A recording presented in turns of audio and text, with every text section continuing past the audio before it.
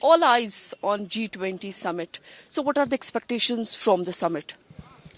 Well, the G20, which will be held in Srinagar, will be focused on tourism.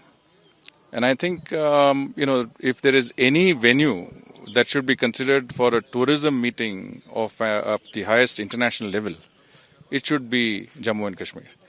And from what we can see, the preparations for this G20 meeting are very, very impressive.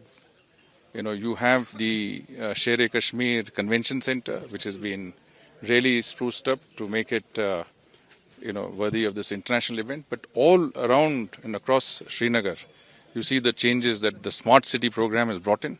A place that not only has scenic beauty, but also has a remarkable level of urban beauty and heritage. Whether you take the Mughal gardens or whether you take the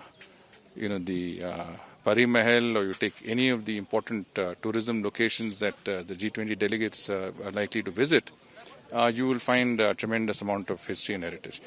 So I think that is one aspect. The other aspect is culture. Very rich cultural traditions. Kashmir is witnessing a good flow of foreign tourists, but there are still certain countries who have not lifted the advisories when it comes to Jammu and Kashmir. Is the government working on that? So I did mention a short while ago, I said that, the Chief Secretary of Jammu and Kashmir has told us that they expect to reach a 2 crore figure in terms of inflow of tourists, out of which there is a significant number of foreign tourists. You mentioned during your press conference the focus will be on the eco-tourism. Is there a larger plan for that?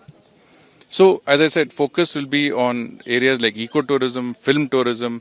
There's a lot of scope for eco-tourism in Jammu and Kashmir, sustainable tourism. Yeah. And I think that is where, stakeholders are involved, tourism associations, tourism groups are involved, and the Ministry of Tourism has done a remarkable job. Sir, how many delegates have formally registered as far as tomorrow's summit is concerned? So what I can say is that the representation that you see for this tourism working group of the G20 is one of the highest that we've had. We've had 2 tourism working group meetings, as I told you, in Rann of Kutch and in Darjeeling before this. And this turnout in terms of foreign participants will be the highest. So I think we have an excellent level of representation. We will have, very good discussions and excellent outcomes.